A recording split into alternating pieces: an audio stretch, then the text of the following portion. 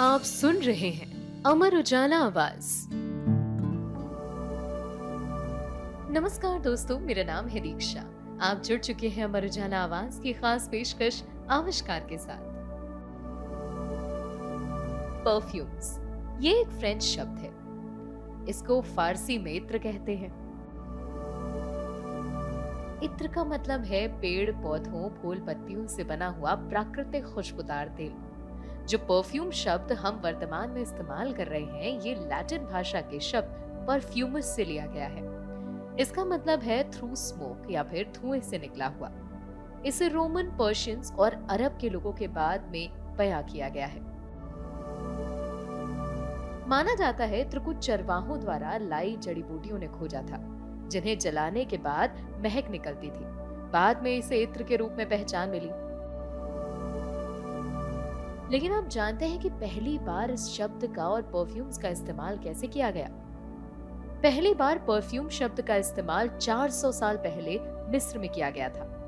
मिस्र की किंग्स घाटी में बने शाही मकबरों की दीवारों पर बने चित्र परफ्यूम की कहानी बताते हैं। इतिहास में इसकी शुरुआत मेसोपोटामियन, फारस या फिर आज के ईरान और मिस्र की सभ्यताओं से जुड़ी हुई मानी जाती है। मेसोपोटामिया में तापुती नाम की एक महिला थी, या फिर इनको रसायनज्ञ कहना ज्यादा सही रहेगा। इन्होंने तेल और फूल को मिलाकर पहला परफ्यूम बनाया था, जिसका होना 1200 बीसी में दर्ज किया गया। तापुती का मेसोपोटामियन सरकार में पावरफुल रोल था।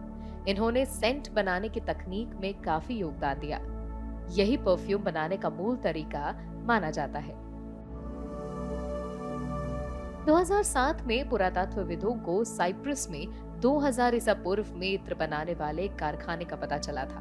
अंदाजा लगाया जाता है कि साइप्रस को इत्र बनाने का ज्ञान मेसोपोटामिया से ही मिला होगा।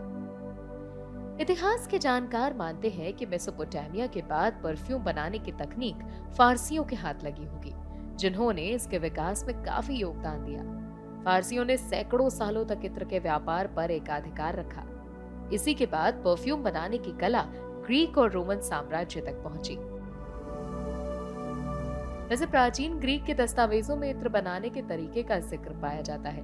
पोम्पई में एक चित्रकार के घर में एक भित्ति चित्र है जो ग्रीक और रोमन के परफ्यूम बनाने के तरीके को बताता है। 100 ईसा पूर्व में रोमन खुशबू के लिए सालाना 2800 टन लोबान का इस्तेमाल करते थे। चलो, ये तो बात रही विश्व की।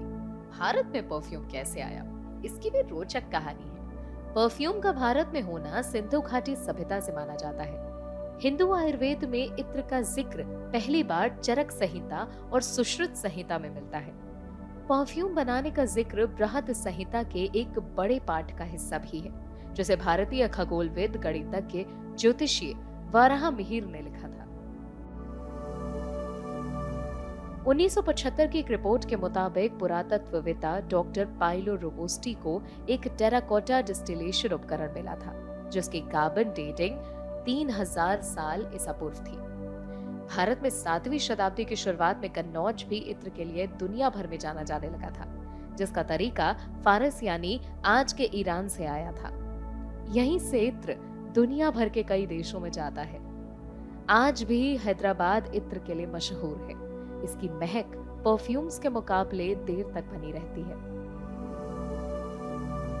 1190 में पेरिस में बिजनेस के तौर पर परफ्यूम्स बनाने की शुरुआत हुई थी। यहीं से आधुनिक परफ्यूम्स की शुरुआत मानी जाती है। आज भी सबसे ज्यादा चलन में फ्रेंच परफ्यूम्स ही हैं, जिनकी सबसे ज्यादा डिमांड होती है। इस्लामिक कल्चर का भी परफ्यूम बनाने में बड़ा योगदान माना जाता है। इस्लाम के उदय के साथ ही परफ्यूम प्रोडक्शन में बढ़ोतरी मानी गई। उन्होंने अपने कल्चर के हिसाब से रोजमर्रा की जिंदगी में भी इत्र का इस्तेमाल किया, जिसमें सबसे ज्यादा कस्तूरी और गुलाब का इस्तेमाल होता था। बतौर व्यापारी, अरब के लोगों और फारसियों की मसालों, जड़ी बूटी और पशु सुगंध सामग्री जैसे कस्तूरी तक व्यापक पहुंच थी। आज दुनिया भर में इत्र का व्यापार बेहद आम हो चुका है। और अगर कन्नौज की बात की जाए तो भाई वहां के इत्रों की महक से तो पूरी दुनिया ही महकती है। खैर, आज के लिए इतना ही। मिलेंगे आपसे अगली बार, तब तक के लिए मुझे दीजिए इजाजत। सुनते रहिए अमर उजाला आवाज।